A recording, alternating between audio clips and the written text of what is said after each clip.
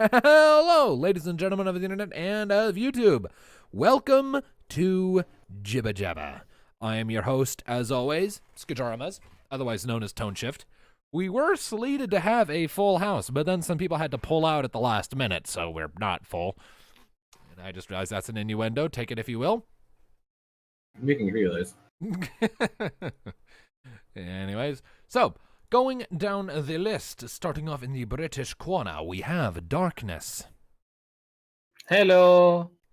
And then, standing in the background, staring into your soul, like the little shit he is, we have Paladin. Stairs! Angrily glaring at him in disappointment for that greeting, we have Soviet Starfish. He's always angry at something. Anger. Rising. Let's see here. Sitting over my neck of the woods, we got Lumina. Ish. Ish. And last but not least, running out the British corner almost, we have Tom. Ow. So, we have more topics than usual today. So let's real quickly, how was everyone's week? Meh. So All right to near the end, but then all right again, and thrilled. Help. Help? Why? Oh, help? dear. Why help? My job. It's bad. Yeah, we get bad jobs now and then. Yeah, well. You don't understand how fucking soul sucking this place is. Well, maybe you can explain it if Hey. we go into improv at some point, or maybe it can be a topic for next time. But for now, we already have a full I roster. feel you, man. We need to get to it. So, first topic on the lineup is, of course, FFD6 recap. We played this week. We just got done about an hour ago, and holy hell was today a fun episode. I actually felt like I was on point with my narration and descriptions this time. Getting up early, even though I slept like absolute ass, seems to do wonders for that. So, yeah, I'll need to get up earlier than normal in the future to properly accommodate this game we play. But yes, to recap events from Final Fantasy D6 this week. As you recall, last time, where we had left off, the party had boarded the airship of the man Sid Gaston, and who had his airship, the Stargazer, and they were bringing Jinri Nabat, the currently held captive assistant director of Devia Corp, a criminal organization devoted to the advancement of Magitech in morally questionable ways. The hope being that Rocket, who is made by Devia Corp, can find their lab and kill them with some help from Sid, and maybe some interrogation of Nabat, maybe, who knows. But at any rate, they hopped onto Sid's airship and took off for the capital city of Lin Solemn, known as Endlum, over in, Lin Solemn, on the eastern coast of the first Inoan continent.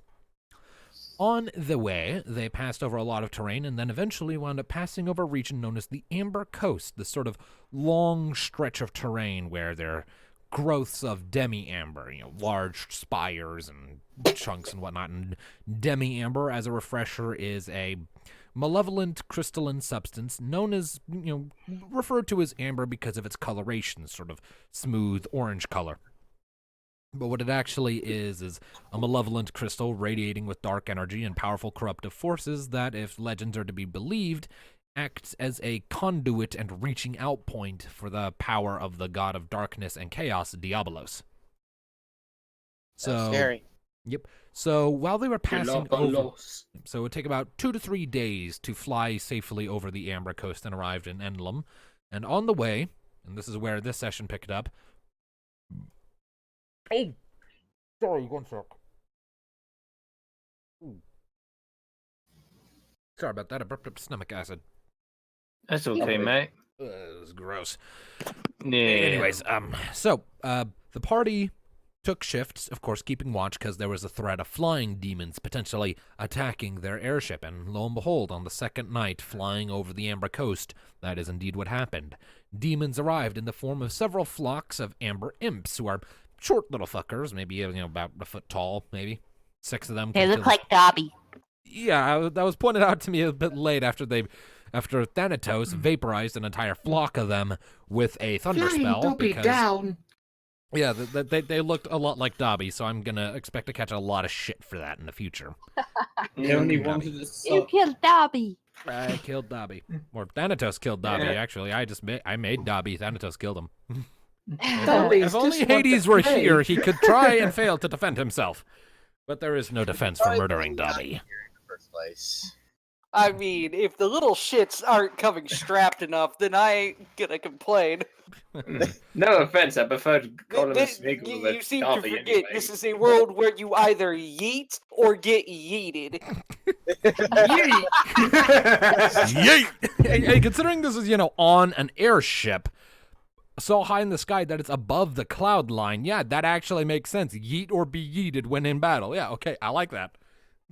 Yep. That's Yeet. gonna be a thing for tone from now on, isn't it? What, yeet or be yeeted? Yes. I don't know, maybe. Probably not, but you never know. Anyways. You So, never know. in the midst of all that chaos and dispatching a few flocks of them, while a bunch of engineers and gunmen who work aboard the Stargazer are fending off other flocks, a larger demon known as an Amber Ahriman shows up. It's a big creature with a giant eye and bat wings and no arms and spindly little legs. It's a freaky little fucker. Big Looks like eye, Mike big Wazowski. target. Sounds like someone from Wazowski. Legend of Zelda. It's a slightly doctored design from just the Final Fantasy franchise in general. It goes by other names like Evil Eye or Demon Eye and stuff like that. I went with Ahriman because it sounds a bit more interesting. Demonic eye. It's a Mike Wazowski. Kinda, yeah. It looks like a big winged Mike Wazowski without arms and not at all cute. Shame we didn't have the pepper spray. Well, anyways, so that was a notorious beast, and it fought the party, and it was a bit of a struggle back and forth. But the party was able to dispatch the fucker easily enough, thankfully, because it was weak to electric damage. And Thanatos, It came pretty close to Rocket, though. and Thanatos took the thunder spell. But yes, in the middle of proceedings, Rocket took a lot of damage and was very close to being knocked unconscious. It's worth remembering, even if she'd been reduced to 0 hit points, that wouldn't count as death, though she would be open to being killed via a slow action. Which I was just like, nope. Yeah, And you were all pretty on top of that. You kept her going.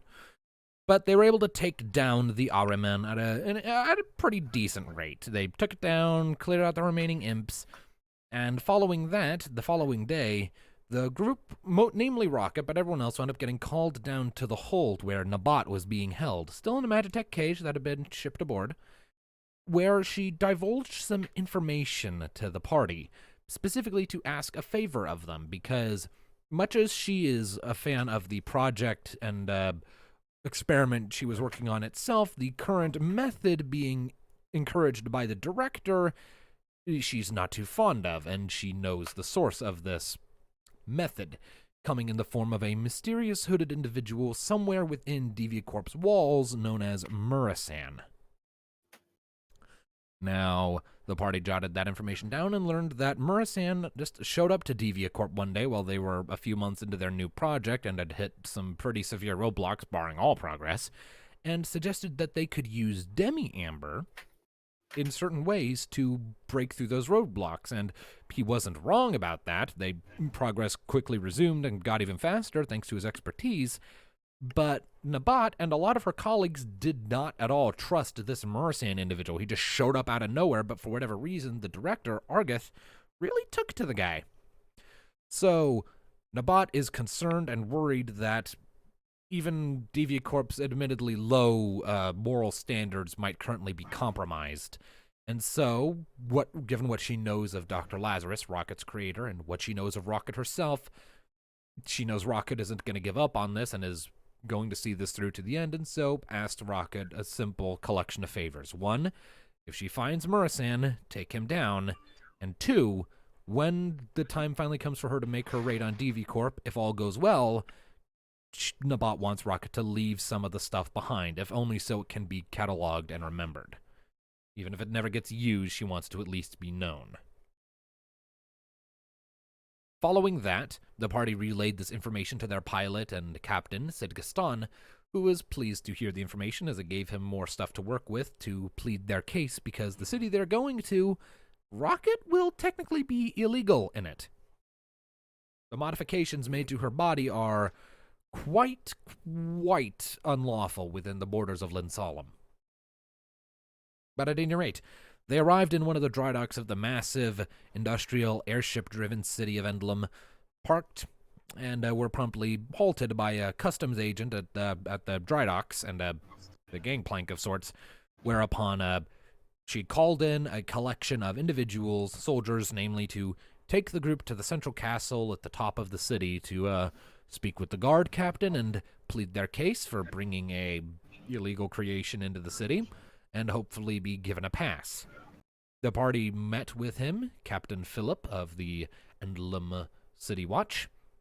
They explained their story, the road they've traveled, the things they've done, and why they're here now. And while Philip seems cordial enough, he still has an investigation to conduct to verify their claims, their story. And so the session ended with the party being put into temporary detention cells, separated temporarily from Rocket, while the investigation is set into motion with a list of contacts and events to look into that the party has been involved in to verify their integrity, their story, and their objective. And that was where we capped off. So, people who played, anything you want to emphasize that I missed? Any other thoughts or hypotheses or anything at all you want to say in regards to this previous session? I've learned something. You are incredibly sassy when you hadn't get enough sleep. Yes, that's called being temperamental. Yeah. Just never mind the potential brewing diplomatic incident of this whole thing. And Lumina's not going to let it down with the whole shipping thing, are you? Probably Yeah. not. Probably not, no. I'm still shipping you. I shall live with this for the rest of my life. Yep. That sounds about right. Live with the ship the rest of your life. Seems about right. Prefer you than the actual ship lord around my area, which I haven't seen in ages, thank goodness. Have you ever heard of a sacred just site known as eBay? I will always formerly know him as the shit lord. I don't think I deserve that honor. I think that goes to another brony analyst, actually. Really? Tom, How could it be worse than him? The guy has. Oh, had there a are different armor. brony analysts in the analyst community who are worse shippers than I am. Believe me. Well, I'm not. The Okay, shipping but I wasn't on is about you. I delicious. was on about the guy that currently bothers me. But like I said, I haven't seen him in ages. Wait, I was gonna say that ship guy still bothers you. Well, I haven't seen him in ages. I guess the authorities catched up with him. Or he's bothering someone else, which I feel sorry for them. Probably both. So, Paladin, Soviet, have you any thoughts on what I just covered? You said the pilot was named Sid, right? Yes. Final Fantasy needs a Sid, always, so I included a Sid. That was gonna Also, going for. Engineers, Bits, and Wedge. Yep, yeah. As far as what you guys Was that just the Sid covered, game? That was my he question. seems interesting, but I realized I've got something I gotta go do, What, do you have and to leave? I'm gonna have to leave. Fucking Oh. god damn it. Bugger! I'm sorry. If I get back soon enough, I might be back in this chat. So for now, I'm just gonna mute and deafen myself. Okay. Okay. Well, Hope to see you. alright. I'm gonna go ahead and turn off your icon then in the meantime. Alright. Well, that's unfortunate, but alright. Should happen sometimes. Yeah. Alright. Mm. But yeah. Lumina, anyone else have anything else to say about the session? Kinda wish Hades was here. He could probably have something to add, but he's not. I just enjoyed the whole thing in general. That's just He me. probably be going on about how woe is me for Thanatos. So are Okay. the Dobby creatures that you created your design or game design? Do you mean the demon things? Yes. Well, the Final Fantasy franchise has gone on for a very long time, and while it has plenty of mainstay creatures, the Ahriman being among them, their design varies from game to game to game, but the basic principle always remains the same. For the Ahriman, it's just basically a big floating eye with a giant mouth with sharp teeth, bat wings, a tail, and legs. I kind of put my own spin on it and rolled with that, so it's at its core still functionally the same design, but I drew up my own little iteration of it. There's nothing wrong with that. I've got no issue with that. I was just curious. Yeah. If no one else Guess has that's it. Yep, if no one else has anything else to add, wow, we managed to blow a solo 15 minutes on that. All right, nice. Now we have Pony to talk about. I don't think we talked about episode 20 last time, did we? No. We missed out on Phyllis's I haven't watched demise. this week's episode, so Well, we have Yeah, we episode- had a problem with that episode for the first download. So Yeah, we have episodes 20 and 21 to talk about this week. So, episode haven't seen 20 either of was those, a horseshoe, incorrect? That was the one with Trixie and Starlight in the vice headmare position. And Octavia and the Doctor and Yup Man. Yep. Also I'll known as Big Man. yep, as is the norm, I'll start us off and say I liked it. It was fun. I kind of had to pull my headset off periodically out of secondhand embarrassment because of the shit Trixie kept doing, but I kind of found it Trixie funny and, that Diamond Tierra's mother tried to run for that position. I mean, Oh, of course, she'd God. go for a position of prestige such as that, working in the school, working as vice headmare of the school that was created by some of Equestria's saviors and biggest heroes, and soon to be newest princess. Fuck yeah, sign her up. She's gonna make that power grab. Totally, she's a big enough power slut. Her idea of a lesson, though, was bribery and money is everything. And Yeah, yeah, I. she'd be better suited at Flim Flam School. Oh yeah, definitely. So she, nope. I'm glad she did not get that job. But overall, I liked it. Again, like I said, I kind of had to look away and stop out of sheer secondhand embarrassment because Even Trixie though was you say embarrassing that about everything. Trixie, though, I will give her props for standing up to Gallus. For Gallus, rather. Yeah, that bit was actually pretty cool. I liked that. That was Gallus, Guardian. yeah, standing up against Gallus's guardian when he was being a total twat. Good on Yeah, you there, Grandpa- Trixie. Not Grandpa great Gruff for Jones being a didn't get it. vice headmare, but definitely good to stand up for one of the students like that and and be protective against a toxic guardian Actually figure. became a plot point because Gallus said that no one's actually ever stood up to him like that to Grandpa Gruff before. So he respects Trixie a lot more now, which that's great. Also helped Trixie get the counselor position at the end. So, Yep. And yeah, so now Trixie works at the School of Friendship as will be taking the position of counselor once all is said and done and the power shift is complete. So that is pretty interesting, all things Yeah. considered. Sunburst Yeah. became the vice in the end. Octavia didn't take the job even though she actually won it because she didn't want to distract from her music career, and the Doctor didn't get it because he failed the field trip. I'm slightly glad because his 10 years as professor tends to end with the school exploding a lot. of the time. Yeah. That Yes. this series is gonna end on this season because I'd love to see where that goes. Honestly, Well, either way, if I had to say I had a problem with any part of this episode, I'm probably gonna get hate mail for this, but it would actually be Phyllis. plant It racing. was funny. That ending was great. Yeah, I mean, yeah, the ending was great, and the running joke was fun. But where did it Phyllis, come no! from? Where did it come from? Why did Starlight suddenly treat this plant, this potted plant, like Plank from Ed, Ed, and Eddie as a friend of hers? What the fuck?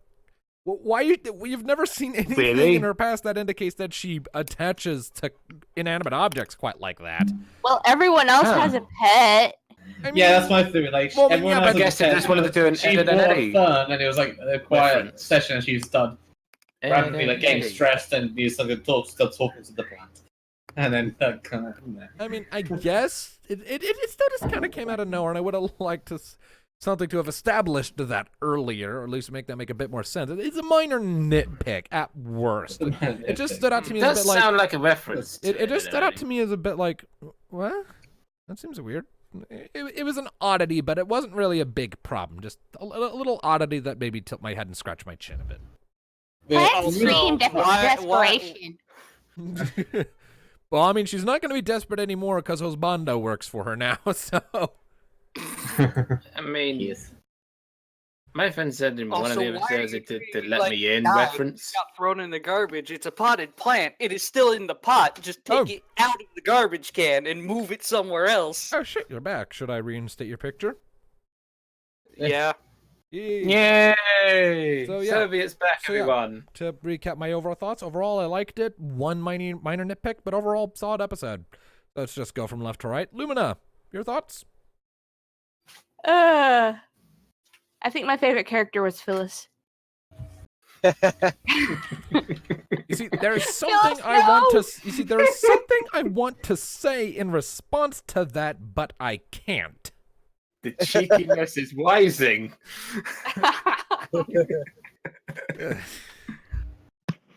Oy vey. Aside from that, obvious jab at me. Oh boy. Anyone else? Okay, let's move down I the hope line. Phyllis gets Soviet. his own spin-off series. What was that, Soviet? I said I hope Phyllis gets his own Paladin, spin-off do you have any series. thoughts on the episode? Skip it. Honestly, out of all the amusing one, it was, Do it. Do it. like I said, the only thing that I found kind of hilarious and just was like, really, was Spoiled Rich's approach to everything in life. Right. That's it. Hey. Spoiled of life. Hey, what do you get when Celestia goes plant sitting? No. Oh, dear. Oh, Phyllis no. with the light of day. Oh. I mean, also photosynthesis. When I first met you, you were so innocent. Nice.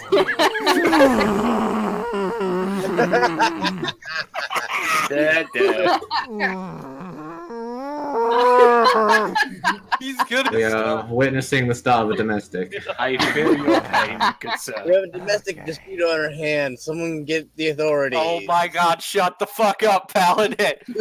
Paladin, stop it! Stop it, man! Okay. I'm in F56 with him. He might take his anger out on us. Okay.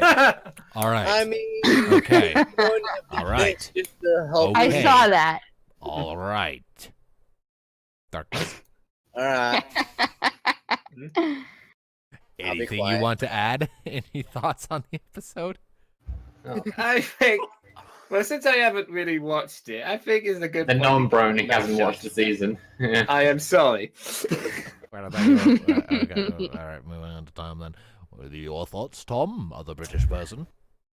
I really liked the episode. It was a nice final Starlight Trixie episode. It was nice getting some, like, one last look into some of these background characters as well. You know that's why these characters are included, since it was the last chance to do so. With Octavia and Vinyl and the Doctor. Particularly the Doctor, because I'm a Whovian. And yeah, it was overall quite a fun episode. It had a bit of Twilight in there, settling into a new Celestia-esque role. Trixie having improved her magic, but not being particularly responsible with it. Teaching her teleportation was clearly a mistake. And Rip Phyllis, we should hold a memorial for her. Him, whichever. Good question. Is Big Mac considered a background pony, or Oh, he's a secondary. second. He's supporting cast. Yeah. He's not background. He's had several episodes dedicated to him, but not as much as the main cast. He's a supporting cast member. Yes. All right, so I mean, now on to episode 21, the one immediately after that.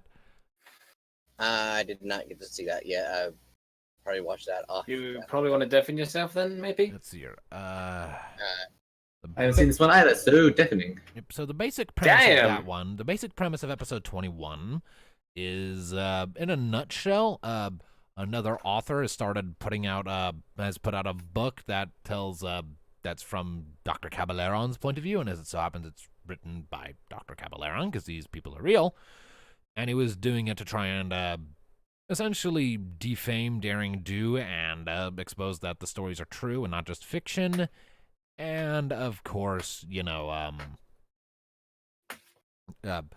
make him more sympathetic so that he can make more traction with what he's doing.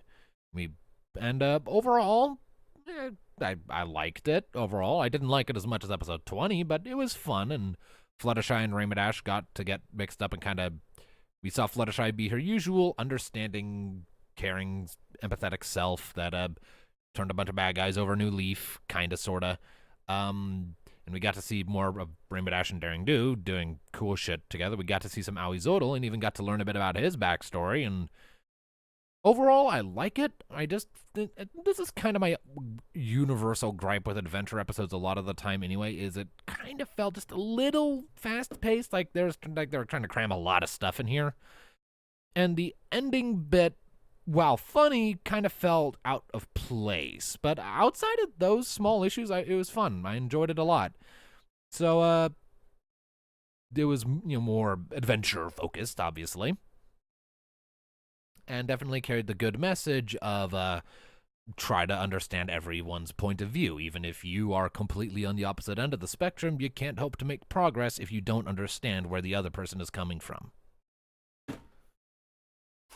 And you should make an effort to make sure they understand you, too. So that's a very good message to spread around. I like it a lot. And, yeah, overall, fun episode. Only a couple minor gripes. Lumina, your thoughts. This And please, no more puns. Okay. Anyway, that twist at the end. Yep, that twist got upstaged. I was expecting them to get upstaged by Mr. Opera Singer there. Yeah, because that one pony declared, like, "That's it, I'm quitting your band and going to follow my live stream of becoming an opera singer. And maybe you should hold the thing that makes it so you can't tell lies." Yeah, which is pretty great. But yeah. And who all else has seen it? Again? Sorry. Silence. What's the deal with the cat? The white cat? That's just one of Awazoto's things. It's I know, but it's still, a house cat. What like do you a little mean? kitty. It's evil. It's Yeah, it's fucking evil. It's like Angel. It's but like a little cuter. white kitten. Why is it with a bunch of big that's the fucking cats? joke. Yeah, that's the fucking joke. It's a subversion of your expectations. The good kind. I guess he felt sympathetic toward the kitten and took it in, and it just kind of became part of his cat entourage. Probably. I accept that headcanon. Like, the kitten was adopted because it got lost. Yeah, that could actually be kind of a cute story one of these days. Yeah. Awazoto taking in the kitten. Someone should write that. Yes. Please do. All right. But I don't really have much else to add, and it sounds like very few of the other people in here have actually listened to it. So I'm going to go ahead and ping the other people who are muted and get back in here. And I believe the next topic would be Tom. Yep. And I've been here the whole time. I just mute myself. Yep. The next topic we have centers around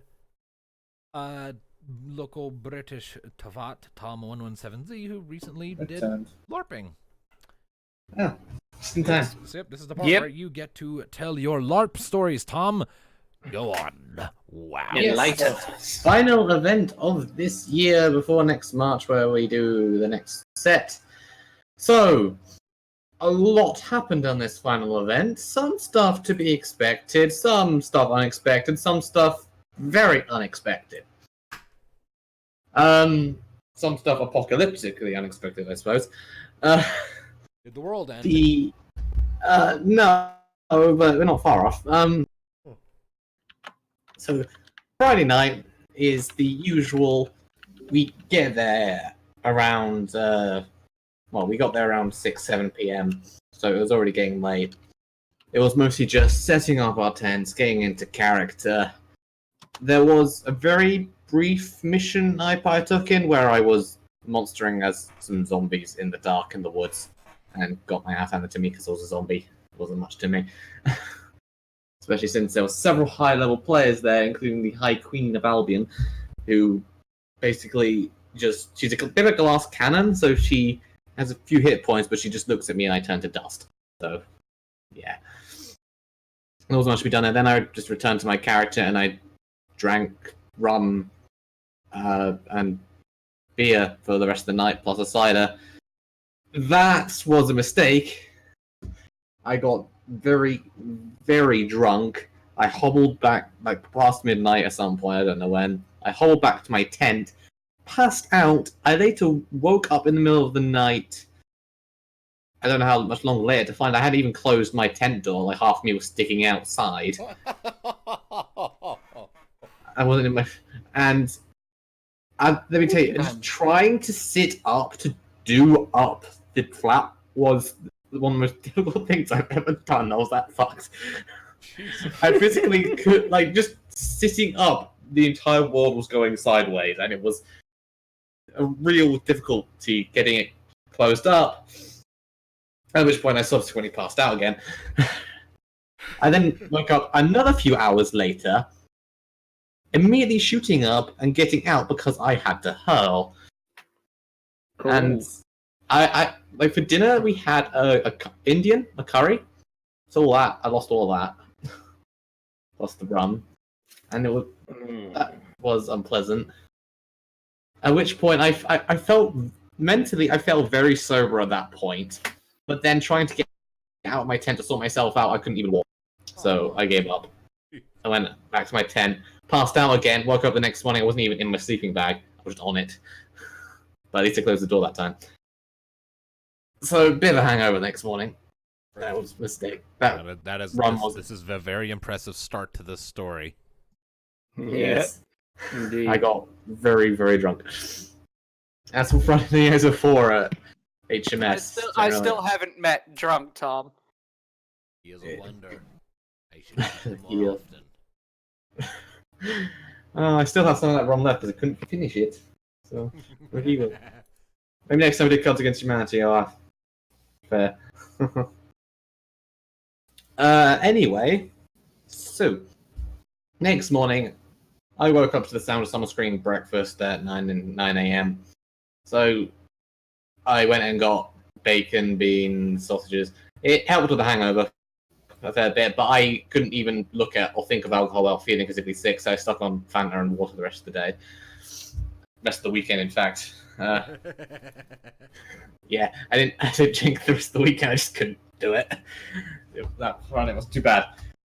But this day was going to be unique. I think I mentioned last time I did one of these recaps, but it was the wedding of the Princess of Albion, like the High King's daughter, and Sir Taylor, with like a sheep, like one of the cat people, who was very high ranking. In that system, they were marrying, which would also unite the Albion royal family with like the clan chiefs of the Sidhe. So it was very political as well. So there was a lot of preparation going on that. There was going to be a private wedding ceremony in the ritual circle, and then there was going to be a massive banquet to finish off the night.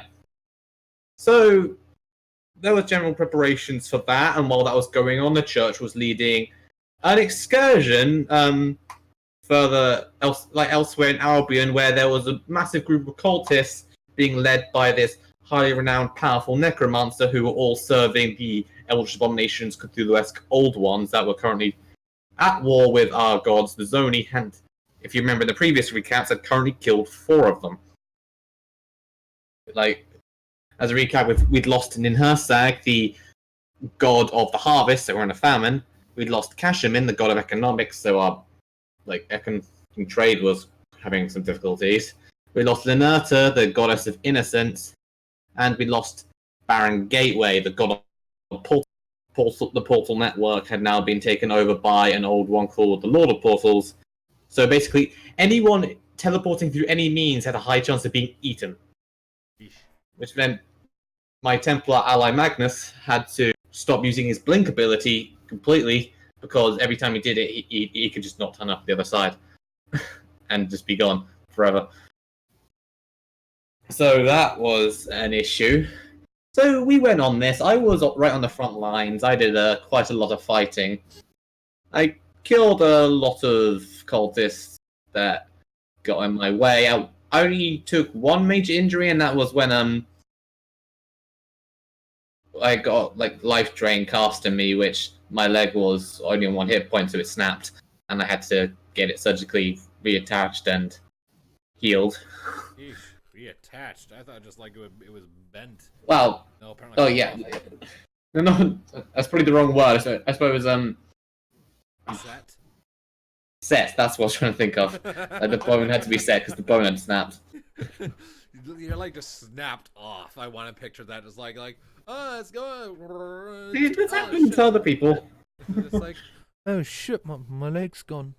That's not good. Oh, shit, you lost his leg. That's a tire. But I got healed. I got back into the fight.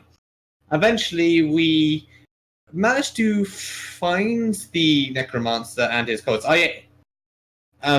We had like one of our members called upon the gods and got us all a buff. So I was now doing calling fatals, which essentially means that anything I hit, as long as it didn't have special immunities, was dead. I could just one smite everything in my path, plus a lot of health, which worked the first few cultists until I came face to face with said necromancer and engaged him in a fight, where I got several hits off on him, but he just then hit me once with something called Ancient Fatal, which means no matter what immunities you have, no matter what abilities you have, you're on the ground. Doesn't matter who you are, what you are, how OP you are, you're down. That's broke. Tough luck. Well, he's like a big major boss, like the avatar of the Eldritch Abominations. Sounds like He's a tough one. Reminds me of He's the a- time when I was knocked the fuck out in a Big single boss punch. NPC. So so I managed to get several hits on him because I had a parry sword, so I was able to block several of his blows or getting some on him. But eventually, he just managed to scratch my leg, but the scratch was enough since he's that powerful. Damn. So I dropped at that point, though it was only temporary, as like another member of our unified church, who's our resident healer, came over to me, got me back up, and we kept going. I had linked up with my present superior brother Leo, who's a Templar, of which I'm a church guard, and we were at the front line, continued pushing forward. The necromancer was forced back because my blows, combined with the blows of several other people he then engaged after me, meant that he was getting low, so he had to run away or he would die. And we got to his base of operations where there was a whole bunch of cultists plus him at this point taunting us. And then it happened. Oh no.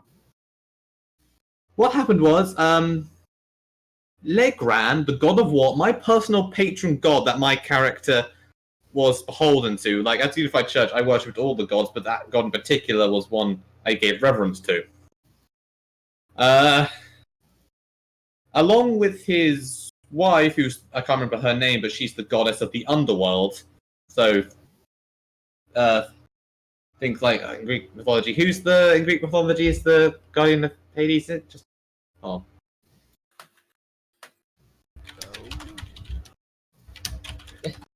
I'm searching it. Searching it up. No, it literally, he shares the name. It's Hades is the god, guardian of Hades. It's named after him.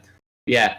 So think God Hades, but a woman, and yeah, like oversees the underworld, sees the souls of the dead to the underworld, and imprisons all the bad shit in the deepest levels of the underworld. They are basically calling upon us to charge the enemy. They are going to give us their power to empower us even further so we can make quick work of them. Meanwhile, another one of the gods, Lord R, I can't remember what he's the god of, but he's another one of the really big ones, along with Legran, basically telling us, no, stop, something isn't right here. So, one of the players with us, Krenko, who's the champion of Legran, decides, despite something not seeming right, to listen to Legran, the god of war, first and foremost, he's the champion, and just starts walking. Even though the rest of the force is standing back because something isn't right, he just starts walking forward on his own towards the enemy line. Hold on. He is then followed by one of his subordinates plus Yeti. Do any of you remember who Yeti is? I remember the name. Isn't but it like the? He's the troll who eats everything. Okay. Yep. Yeah. Yeah, he's that guy who he's like, yeah, eat, kill, do it, whatever. He doesn't care. So he just Yeah, goes wasn't the off. one that got decapitated first time around, and then they had to plant him to regrow him. Yes. That's the one. He's one of the ones that's off who ran in and caused the old one to reappear that kicked our asses another time. Always as be well- cautious about necromancers. You never I mean, know. In a when we clan. first encountered the necromancer, like he had a skull ritual set up. He tried to eat one of the skulls and got electrocuted. Huh. So he's the one who always eats, and then weird things happen because Yeti. He's endearingly stupid. But yeah, so they run in. They're given infinite berserk by Legrand, who just channels his entire power into them to just take care of the cultists, which means they can't. They're doing maximum damage and can't take any damage. Well, it's just them three. They're making quick work of the cultists, but we're staying back because Lord R is still insisting we should go. Something's not right. He's also trying to convince Legrand and the champions to come back. They don't. At which point, 3 greater old ones appear. Oh god. And since Legrand and his wife, the Lady of the Underworld, have channeled all of their power into the champions, their defenses can get eaten and torn apart. 2 gods die instantly. Shit. Damn. My patron god is dead, and he's also like the big god of war. I think Ares in the Greek pantheon. He's gone. No god of war. Holy fuck. Or Kratos if you play PlayStation. Or Kratos, but yeah. Or Kratos. It's something like that. Like one of the biggest, baddest gods there. And since he had channeled all of his power into the champion, he was defenseless and he was smited along with his wife. And since the goddess of the since the god of war is gone, that means the gods are in a war without a god of war. And since the goddess of the underworld is also gone now, that means 1, spirits have a very hard time reaching the afterlife, and 2, all the bad shit that's imprisoned in the underworld isn't. They're all coming up. Oh god. Oh. The Titans when the goddess of the underworld dies. Yeah, literally some of them the are day playing. has come! Like all the deepest, darkest things even the gods couldn't defeat, so they wanted imprisoned. They're starting to rise. Oh, Jesus Christ. Okay. Yes. Rise up and fight tonight. So at this point, they then turn on Lord R, the other god who's present, and attack him. Since it's now 3 versus 1, since the other 2 have died, like because they ran in, he's immediately getting absolutely trashed and can barely hold his own. So we have to then, some of us mop up the loss of the cultists. Several of our members have to then give up most of their magic in order to empower Lord R so he can kill the old ones. It works. With our help manages to slay all 3, so it leaves us and him very weakened. So we have to leave, and the necromancer escapes. So he's still out there. We get back.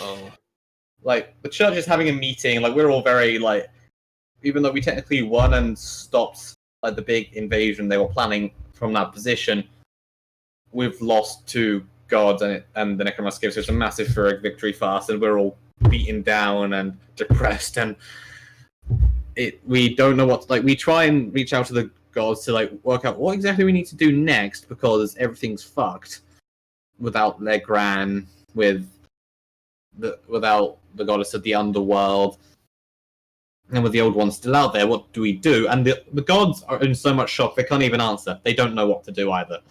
Well, They are lost. You are out of Even- divine intervention, people. Ragnarok. The gods are in so much shock they don't even know what's going on. So we as the church are left what are we meant to do? So our head of the church is kind of left depressed because we're literally close to the end times at this point. 2 gods die. Head of church? Alright, I'm gonna head out. I mean, so far we started this war with 26 gods. We've lost 6. We're on 20. They are dropping quite quickly. So it's getting bad. And then this is accompanied by all of the races suddenly having visions. Their own unique visions to races. We May Knights, out of the corner, we had a massive headache that was out of the corner of our eye. We saw a dark, shadowy figure we couldn't make out, but it's hunting us, and we don't know why or who or what. So Kind of reminds me of that creature from Prince of Persia, Warrior Within. yes. So we don't know what the shit is going on. There was also like the SI, which is like the mixed breed, had the SI, since their mixed breed had all of the visions, but they had one unique to themselves as well, which was like Crystal Cave shattering, which promptly came true a few hours later, which was like a source of most of the world's magic, and that blew up. Oh, Jesus Christ. Like, there's a single shard of it remains, so that they're hoping to regrow it. But yeah, so magic is fading. Damn. Ouch. Yeah, so things are getting pretty dire. There was a few other things like visions of certain things escaping the underworld, and a few other little bits I can't really remember because there was lots of it. Sounds like you got a lot of work cut out for you. Yeah. So this one, people try to cheer themselves up by getting into the wedding celebrations. Like, there's a monster hunt that I monstered for. I was various things. I played a Gorgon at one point, and that was fun. I just pointed at someone, said acid breath level 4, and they dropped because all the limbs died. That would do it. Another time I was playing an owl bear. It's like half owl, half bear. I Invented the owl bear in the context of D&D, at least, as a sadistic motherfucker. Sounds better than man bear pig. Yeah, so it was in the dark, so they were meant to hunt us. Like, the group saw me, I started running away. Two of them split off from the rest of the group, one ahead of the other, to chase me without waiting for the rest of them to catch up. I was running away until one got close, at which point I just suddenly turned around, scared the shit out of him, hit him, he went down. The other one reached me, tried to fight me, they went down. The last one, I almost got down, but they had a spear, so they had range on their side, and they managed to defeat me. So, but yeah. But I was playing an owlbear at this point, so I was meant to die, really. The fact that I got two of them down was somewhat incredible. But that's what happened when you split apart from your group and try and do it alone. Do not split the party. Yeah. It's the biggest Stupid risk you could ever idea. take. Yeah, there's actually a free game on Steam called that. Yeah. Since all monsters could hit back, with the exception of bunny rabbits, who were innocent bunnies who they killed for no reason, and there was an award for the team that killed the most bunnies. Oh, not the bunnies. Kind of reminds me of that Yes. time y'all went and killed a whole village and just kept killing, like, the brother of the son of the cousin of the brother of the father or whatever. I was playing the brother of the son of the brother of the cousin. Like, every single wave I did, I was just someone who was talking about the previous one they killed and the one they killed before that, and so Just on. to try and guilt Seven trip them into sons. stopping. Yes, we are very much aware that we were somewhat the baddies in that situation. Yes, carry on. The But, world's yeah. ending, what do you do? Well, the wedding happens Okay. that night, which so we were expecting well, the way things were going, we were expecting either the red wedding or the purple wedding to happen. It did. The worst travesty that happened was that the High King stood up and started telling stories about his daughter and fiancé. He started making up bullshit by retelling standard fairy tales, but including them and making them out to be psycho killers. Like, first it was the troll under the bridge, who they encountered, like, the castle as children. They went to a bridge, troll came out, the troll told them not to cross, at which point some random stranger happens to be one of the other members of, or one of the other chosen, the Zoni, who worships a little-known Zoni as called the Funny Bunny. Don't ask. He kills the troll, so the kids, not knowing who he is, hide from him, go under the bridge, but they found the troll has loads of treasure. So they steal the treasure, find the troll's wife and young child sleeping, and humanely put them out of their misery, quote unquote, before leaving, and then coming across a gingerbread house where they knock on the door, old woman inside. Never you know the trust story them. of Rental, Don't don't you? trust the old woman in the gingerbread house. Well, the thing is, this time she thinks they're the people that she hired to go and fix some stuff in her house because she's an old lady, she can't do it. She lets them in. They like, oh look, you got a pretzel sticking out your oven. She looks in, they push her into the oven, turn it on, and they go rob her. Oh, fuck.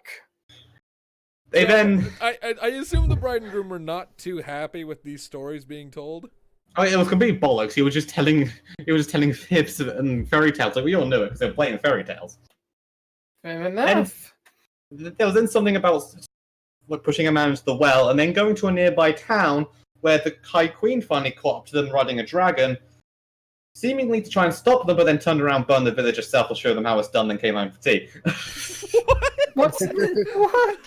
What's next? They push Humpty Dumpty over the wall. There was much laughter and many glares from the bride and groom. You are embarrassing us. But for This all is our that, gift to you. the worst part was the bride and groom enduring how. So you might wonder how it could work when my daughter's human and the groom is a sheep. Well, you should know that my daughter could turn to a panther, so they can make it work tonight. Trust me, don't worry.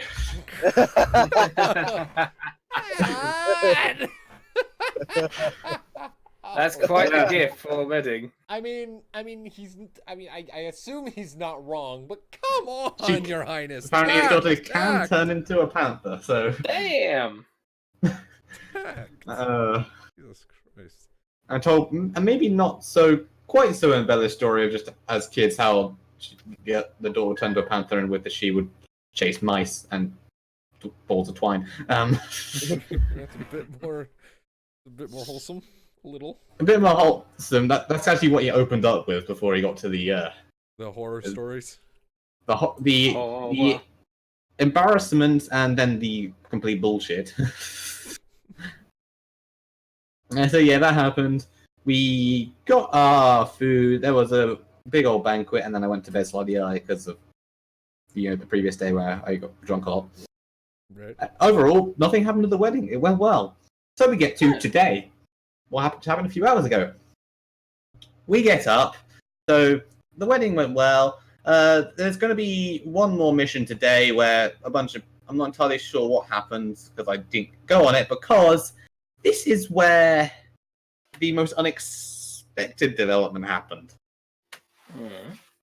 Previously, I may have told you that another member of the church, Brother Vio, was looking to become the Hand of Maine, the head of all Mainites, second only to Maine himself, who's one of the... Well, he's not a Zoni, but he's a godlike being, and like the founder of the Mainites. Who like considered something of godhood. Or at least something near it. Okay. He wasn't here at this event, and we were doing there was going to be a racial council ritual to bring back this lost city of Atlantis, which had some stuff in it which we could use to help end the Zoni Old One War. He was meant to be in it since he was trained to be a Hand of Maine, and since he wasn't there, and since I'm the highest-ranking Mainite, Maine himself manifested, walked over to me with the mystical artifact, the Scepter of Maine, handed it to me and said, "You're Hand of Maine now. Congratulations, get in that ritual." Oh. So I am now the leader of the Mainites. Oh boy! All right. Oh. That's Emotion. quite a surprise and responsibility. Like I was even allowed to take the scepter home with me. I still have it, and I've not prepared any way. I haven't done any training. It's like I'm now the leader of all Mainites. Well, For the Congratulations. next year, which means Brother Vio, who really wanted the role, can't do anything for next year. Maine has spoken tough shit. And if I can prove myself over the next year, I keep it. If I don't, or if I don't turn up to enough events, then Vio will have a chance to reclaim it. But Gosh. okay. Damn. yeah, Poor he's guy. Maine. We don't go against the word of Maine. That's like the rule because he will smite us. Well, congrats on your promotion. Yeah, so I'm now Hand of Maine, and I had to choose a second for the ritual, so I chose the only other Maine that was presently there and available, which was Brother Leo. Took him. We had about half the people in the ritual were press ganged in, and weren't even on the racial council, just had to be there because the others had already left or didn't go to the event. So we had about 40 minutes to learn an entire ritual that we didn't know about until about 5 minutes before. Jesus. It was confusing, panicky, and ultimately, when we got it, we managed to pull the ritual off well enough. However, since we were lacking some artifacts like the banners representing each race, plus we didn't have enough members of each race to provide extra power outside the ritual, the ritual ultimately failed and we couldn't bring back Atlantis, we're going to try again Event 1 next year. But on the bright side, a final little bright spot that ended off the event, one of the mages with us channeled the power we had summoned, provided it to another Zoni Shagaroth, the Zoni of time and space, to give him the power of the deceased Baron Gateway over portals, so he was able to snatch back the portal gate, like the portal network, from the old one, the Lord of Portals, and now we can use portals again and move around. So, yay? Question mark. That was the final event of the year. Well, that was entertaining. Well, shit. Yes. Well, shit. Yeah, so we're 6 gods down. We haven't got Atlantis back. I'm randomly the leader of the main knight, so I've got to research all of that, and what I actually need to do was that. And we need to try and end the war before we lose all the gods and the apocalypse occurs. Well, Bloody shit. hell. Well, that's quite an adventure you got ahead of you, man. I would move us along to the last topic we had in our roster, but we've got 5 minutes left, so I think we can just cut this here because the last topic was more Adventures of Crimson, and that usually takes a while. So, yeah, we're gonna Lot stories tend to, and plus do D&D stories. So we're gonna go ahead and end off this session here, this episode I of Jibber suppose Jabber here. So, one to say. yeah, so thank you all, ladies and gentlemen, so much for tuning in to this episode of Jibber Jabber. We will see you next time. Until then, people, keep listening. Bye. Goodbye, everyone. Yeet. Bye.